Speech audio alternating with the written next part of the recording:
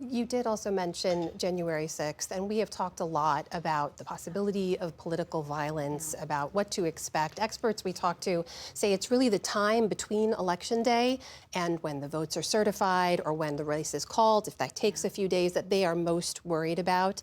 You have seen former President Trump has come out targeting you specifically as well. He had awful things to say about you at a rally even last night. Are you specifically worried about your own safety? And how do you look at the landscape of whether there could be some kind of violence if it takes time between Election Day and a call being made? Well, let me just say about elections, it's the time leading up to the election, Election Day, and then the count after that. And that's normal. Now, I just remind that 4 years ago when the former president was making all these challenges, the Democrats won over 60% of the court cases, just about all of them. And so far, we have won 20 of the cases in the time leading up to the election and going forward. Am I worried about my safety? Yeah, I am. 2 years ago, right this past week, my house, the sanctity of our home was invaded.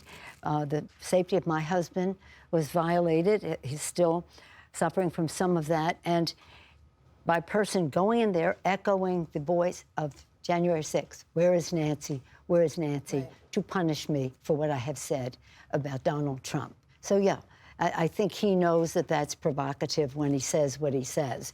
The sad part of it is that when he says he's there to protect women, whether they like it or not, I consider that violence against women.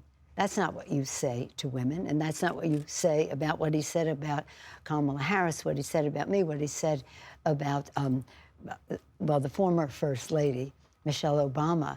So it is provocative, and I don't know why people just think that's funny. When my husband was attacked, he made a joke of it. He made a joke of it. His family made a joke of it. The governor of Virginia, current governor of Virginia, made a joke of it.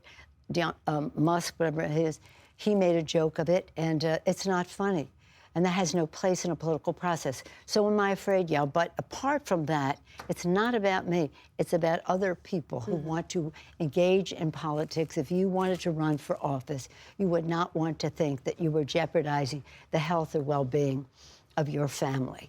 That's just not what our system is about. But you know what? We don't agonize, we organize. And we're organizing in a very positive way about a new era for the future. Kamala Harris has, I think, been a spectacular candidate. I know she has been, and I look forward to her success. However the election turns out, because of the targeted states and all that, I know she will have won the campaign for a strong message how we go forward for our country.